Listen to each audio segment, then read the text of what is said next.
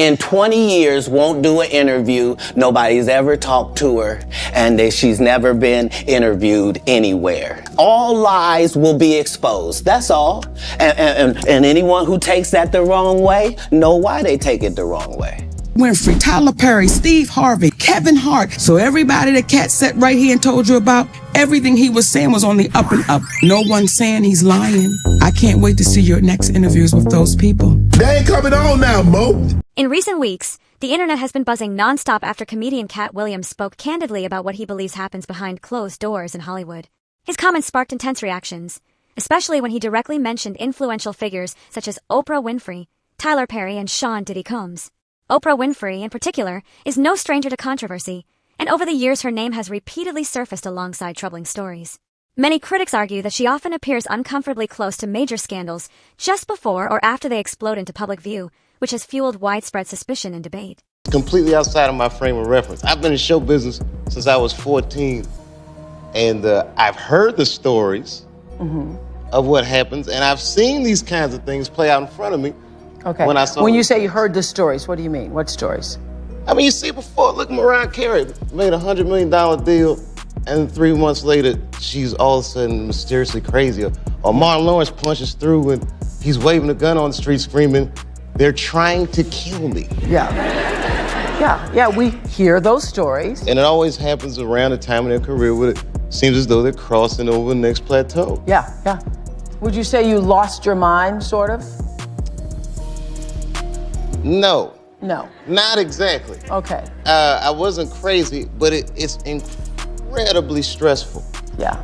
And I felt like in a lot of instances, I was deliberately being put. Oprah Winfrey has been associated with several powerful men who were later exposed for serious crimes.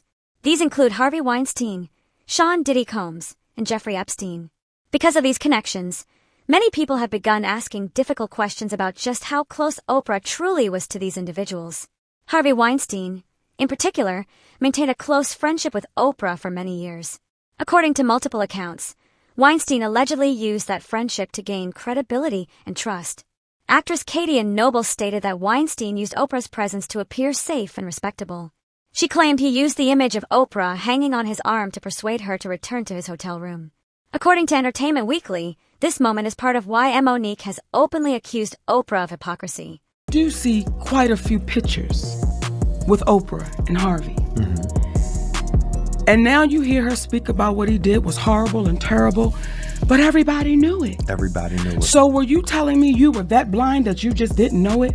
And now I gotta push your ass off the ship because now they know what you did.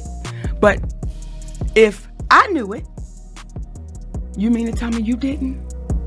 So when we start jumping up and down because of a speech that says me too, I understand it. And emotions got to moving and emotions got charged up and everybody was saying, yeah. But me too, Miss Winfrey. Because when you'll sit back and you'll let your silence said everything. I'll watch you drown and I won't say anything. But then I'll get up on a stage in front of the world and I'll say, speak out. When Weinstein's crimes were finally exposed to the public, Oprah quickly distanced herself from him. However, critics note that she never directly addressed the depth of their friendship or explained how closely connected they truly were. Instead, she released a statement that many felt redirected attention away from Weinstein himself. "If we make this just about Harvey Weinstein, then we will have lost this moment," Oprah told CBS News. For many observers, that statement appeared to shift focus away from the victims and toward a broader narrative, one that also conveniently preserved Oprah's public image. Some believed she was attempting to reestablish herself as a moral leader during the moment. This time, however, not everyone was convinced. McGowan has put Oprah on blast. He seemingly suggested in the caption that Oprah knew the Hollywood producer was mistreating women. He took hold of me and stood me in front of the mirror. And he's like touching me, rubbing me, and he's like, just relax. And if we make this just about Harvey Weinstein, then we will have lost this moment. Oprah Winfrey will do anything to defend her powerful friends, even when her friends, like Harvey Weinstein, are complete monsters. She was there while he took advantage of hundreds of women. Harvey even used his friendship with Oprah to trap victims. But Oprah didn't stop it, and she sat on the sidelines and maybe even provided Harvey with additional victims. This is a sick situation and a twisted friendship. So let's get into it. Oprah Winfrey has built a reputation for herself, but it hasn't been able to withstand the test of time. And that's her own fault because her behavior does not align with what she preaches. And today I want to talk a little bit about Harvey Weinstein. I feel like that name is so triggering because he's essentially what kicked off the Me Too movement, because he's a sick man that Oprah, for whatever reason, continues to support. And it's because these two go way back in time. They've had a professional relationship that stretches back 2 decades. There are many photos of her kissing and hugging Harvey Weinstein at ceremonies. Weinstein was not the only controversial figure linked to Oprah Winfrey. Reports claim that she attended Diddy's infamous parties, and her name reportedly appears 5 times in documents connected to the Epstein trial. These repeated associations have caused many to question how often Oprah found herself in close proximity to powerful men who were later exposed for disturbing behavior. Critics argue that the pattern itself raises serious concerns, even if no wrongdoing has been legally proven against her. Released a book where he's published letters that he's received over the years. One of your letters is front and center. I heard about that. Okay, back in 2000, you wrote him, "Too bad we're not running for office. What a team."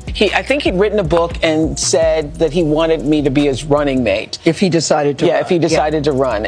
And when I heard that this letter is now going to be a part of a book, I thought, oh, wasn't that nice of me to write a note?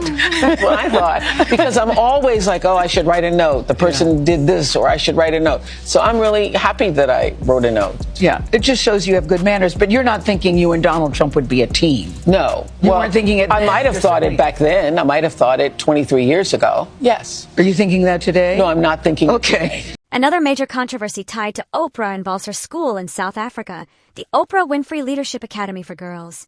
The school was established as a safe and empowering environment for underprivileged girls in grades 8 through 12. However, over time, serious allegations emerged. Several students accused a dormitory matron, Virginia Makopo, of abuse and sexual assault. According to Reuters, Makopo was arrested in November 2007 and later released on bail while the investigation continued. Now that she knows we're on to her, hundreds of videos of evidence are being scrubbed from the internet. For years, if the abuser is any good, you won't even know it's happened. Over the weekend, hundreds of mutilated child corpses have been uncovered at Oprah Winfrey's elite-funded school for girls in Africa. Authorities believe the victims were part of ritualistic sacrifices and human trafficking. What was advertised globally as a transformational academy for disadvantaged African girls has now become the center for an unfolding horror story. In a dense stretch of forest near the grounds of Oprah Winfrey's South African school, local police and humanitarian volunteers uncovered a mass unmarked gravesite filled with the mutilated bodies of over 300 children.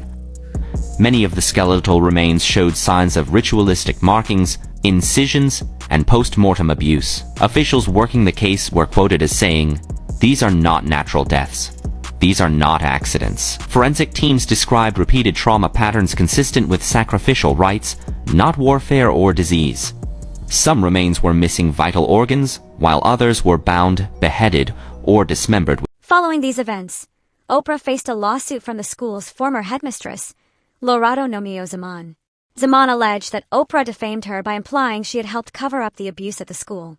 According to CNN, the lawsuit was settled out of court before it reached trial. Despite this, the controversy surrounding the academy did not end. Online rumors began circulating, claiming that girls from the school had gone missing.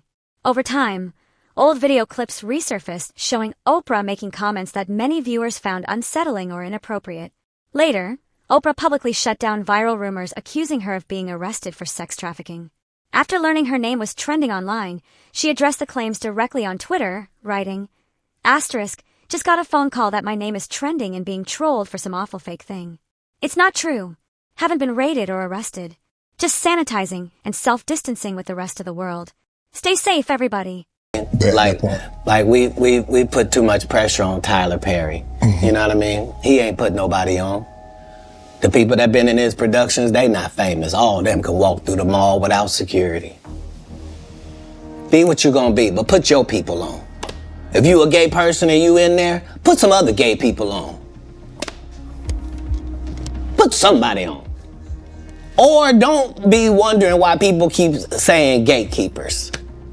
Because clearly, y'all are keeping these gates. Katt Williams continued by criticizing Tyler Perry's casting practices, claiming that Perry frequently places male actors in roles that humiliate or degrade them for entertainment. According to Katt, these portrayals often come with pressure and limited creative freedom, trapping actors in narrow stereotypes. He argued that instead of uplifting a wide range of talent, Tyler Perry repeatedly relies on a small circle of performers, while many others are left behind. Katt questioned why, if Perry truly represents certain communities, more people from those communities are not being genuinely elevated and given lasting opportunities. Wood has never heard this in 100 years. He was so egregious, I put in my contract that I won't work with Ricky Smiley again unless he's in a dress. Now, what was Ricky Smiley's next movie? Was it First Sunday? Did he wear a dress in it? You bet he did. It's in my contract. Why would you put that in your contract, Katt? That's where he's the unbelievable actor. Him and Tyler Perry can't play a man to save their life. They play good women, and I believe that the best actors. Katt then turned his focus back to Oprah Winfrey. He stated that both Oprah and Tyler Perry dislike being labeled as gatekeepers. Yet in his view, the title accurately describes their role in the industry. Katt claimed they quietly decide who advances and who gets blocked, shaping careers behind the scenes without transparency. He alleged that they protect certain individuals while shutting doors on others, all while maintaining a public image of empowerment. After Katt's interview went viral, many online observers believed Oprah appeared to be engaging in damage control as criticism and scrutiny intensified. We're so concerned about what was happening.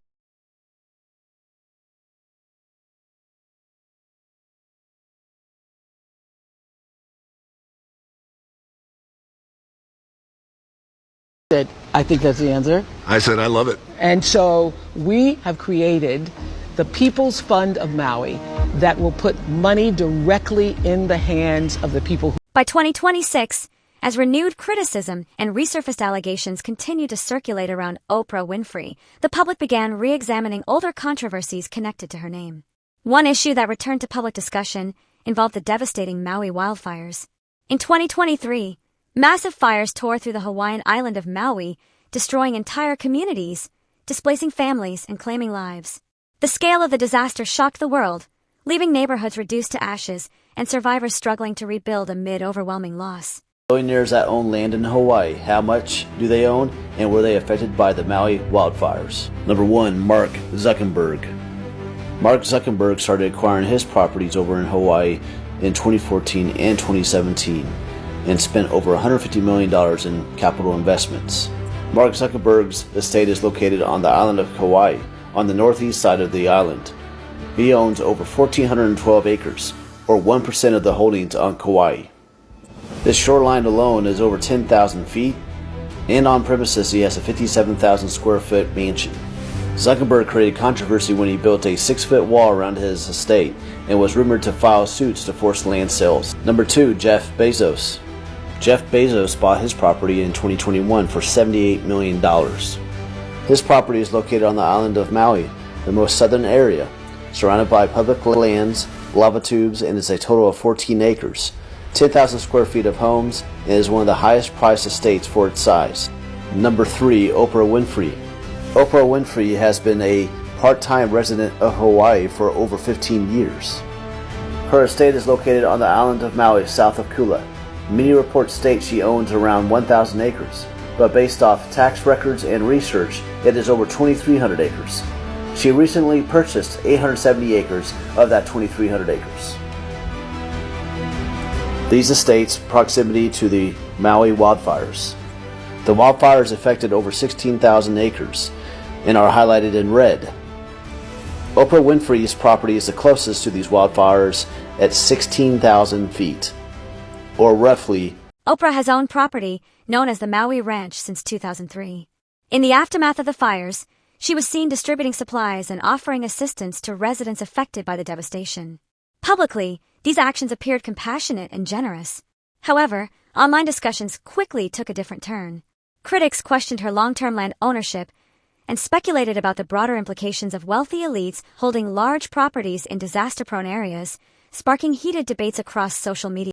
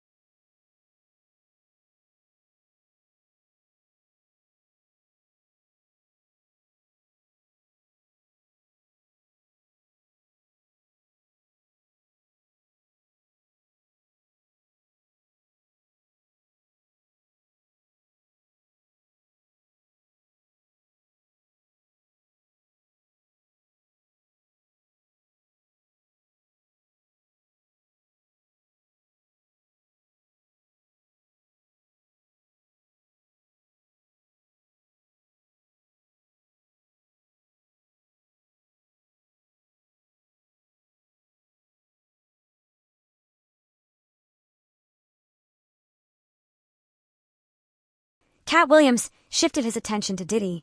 He claimed that for many years, Diddy engaged in deeply disturbing behavior that people either ignored, dismissed, or joked about. According to Katt, Diddy allegedly kept recordings and sensitive information as leverage, using secrets to control others and ensure their silence. Katt insisted this behavior was widely known in certain circles, but no one wanted to confront it openly. He also pointed to Gone Deal, who has echoed similar claims, suggesting that prominent figures like Oprah and Tyler Perry remain silent about their ties to Diddy because they fear being exposed themselves. They're not going to come out and speak on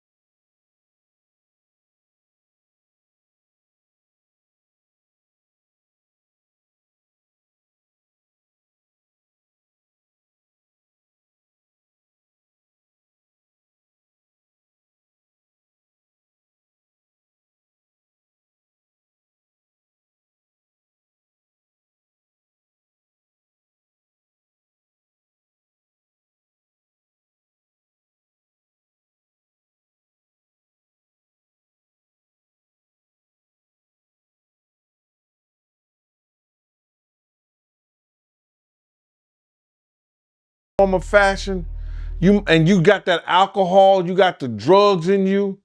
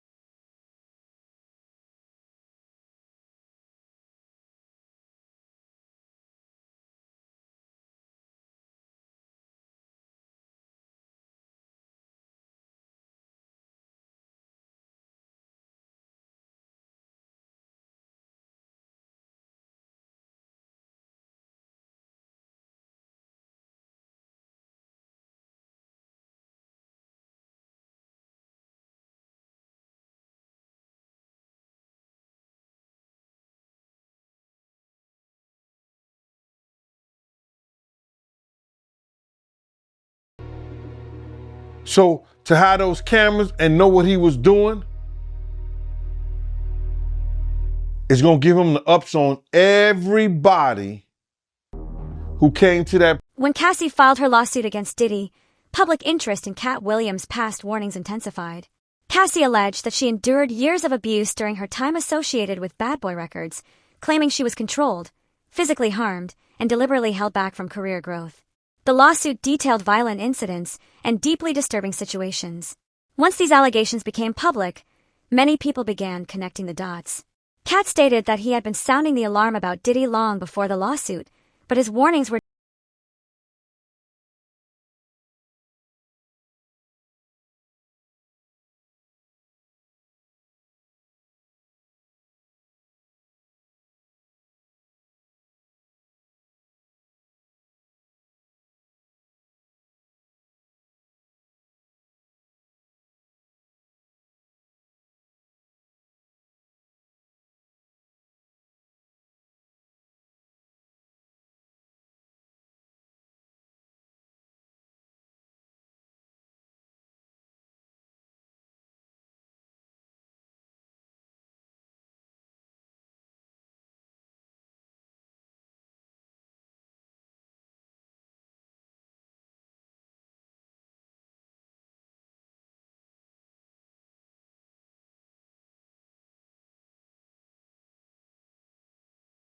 Thing in your hand and you just go and throw a little squirt in somebody's drink or whatever, like, cause you ain't definitely putting nothing in nobody's eyes.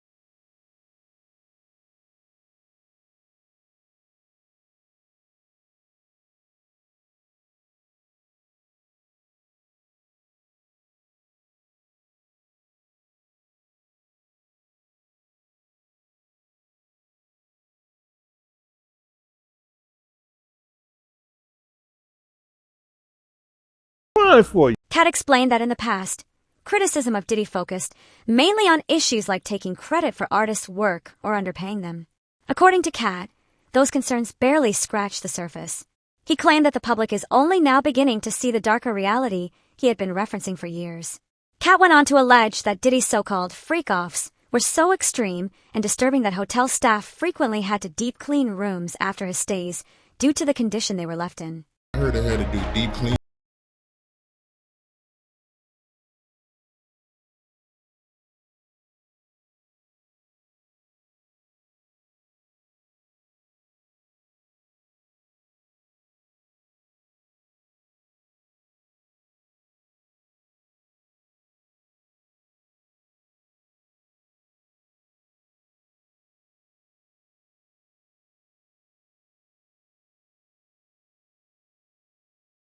Baking in that joint. They had to bring extra heaters to the hotel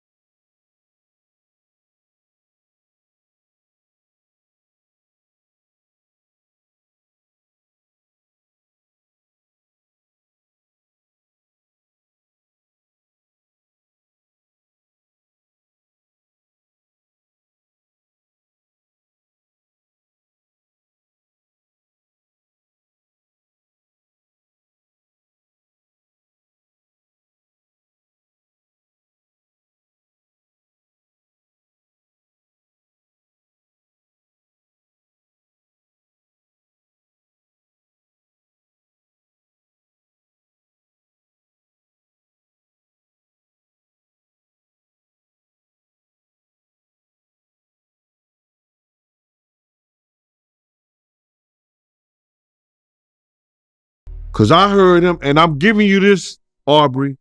He stood up there and he said in front of a lot of people,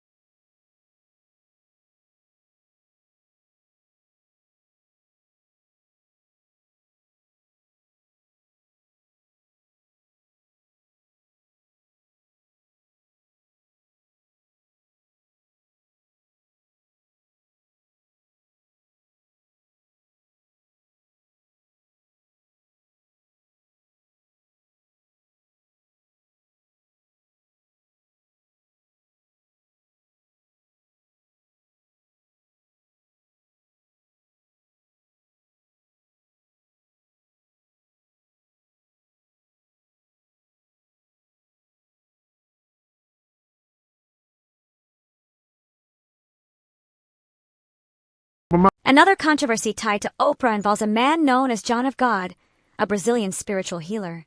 Oprah featured him on her platform, which significantly boosted his global fame and credibility. Years later, John of God was accused of sexually abusing individuals who came to him seeking healing. Critics argue that Oprah's endorsement played a role in legitimizing him, raising further questions about her judgment when elevating powerful figures. Oprah's former faith healer, known as John the God, was sentenced to an additional 99 years. Back in 2018, several women came forward. And he still to this day denies all the allegations, but let's see what this man has done. Guilty for SAing and abusing over 600 women and young girls. I can't even read this.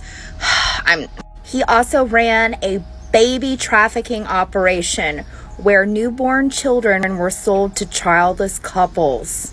It is reported that these girls were held captive in Brazilian farms where they were forced to produce babies before being unalived after 10 years of giving birth. An activist said there were women from Europe, the USA, and Australia who bought Brazilian babies for as much as $50,000. I get goosey bumps, and not the good kind of goosebump chills when I read things like that, because a lot of the comments under the section on Twitter are saying, she knew. She knew. And how do you think she became so untouchable and so... When asked whether he fears being blacklisted once again for speaking out, Katt Williams made it clear that he does not care. He stated that exposing lies and calling out wrongdoing matters far more to him than protecting his own career. According to Katt, silence is how corruption survives, and he refuses to be part of that system. Many supporters view Katt Williams as a truth teller, one of the few willing to speak openly, regardless of the personal cost, and believe voices like his are the ones that need protection the most.